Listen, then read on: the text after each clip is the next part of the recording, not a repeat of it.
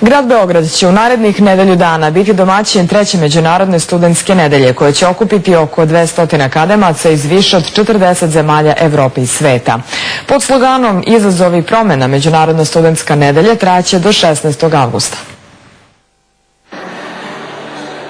Svečanom otvaranju treće po redu Međunarodne studentske nedelje prisustvovalo je oko 100 akademaca Evrope i sveta. Uz muziku i koktel studenti su već počeli da se upoznaju, a sklopljena su i prva prijateljstva. Većina njih je po prvi put u Beogradu i nada se da će osim dobre zabave prvenstveno steći nova saznanja i iskustva. Studiram ekonomiju u Holandiji, ali me interesuju ljudska prava. Očekujem da ću ovde upoznati ljude sa istim interesovanjima i da ćemo se lepo družiti. Za sada je u Beogradu neverovatno, veoma sam zadovoljan.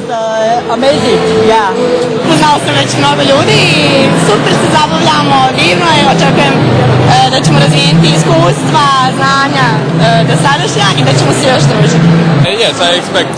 Očekujem dobru zabavu, ali i da puno toga naučim. Ja sam i fotograf i nadam se da ću uraditi nešto posebno i veoma kreativno. Sa ovim akademcima diskutovaće i družit će se 50 studenta iz Srbije. To druženje je najvažniji razlog zbog kog se studentska nedelja organizuje, kaže predsjednik manifestacije Peđa Ljubojević.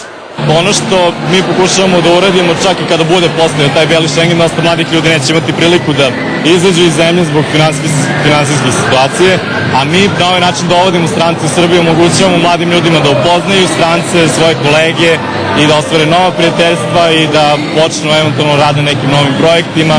Manifestaciju je otvorila pomoćnica gradonačelnika Beograda Radmila Hrustanović, koja je osim dobrodošlice mladima uputila i jednu poruku.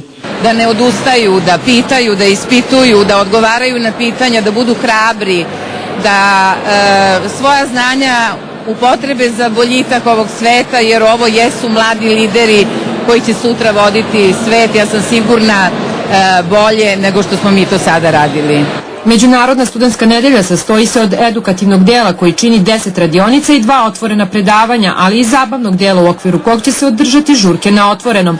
Organizatori kažu da će najinteresantnije dešavanje biti sajam država koji će se održati 12. avgusta, na kom će mladi posjetiocima predstaviti svoja nacionalna pića, hranu, pesme, nošnju i ostala značajna obeležja.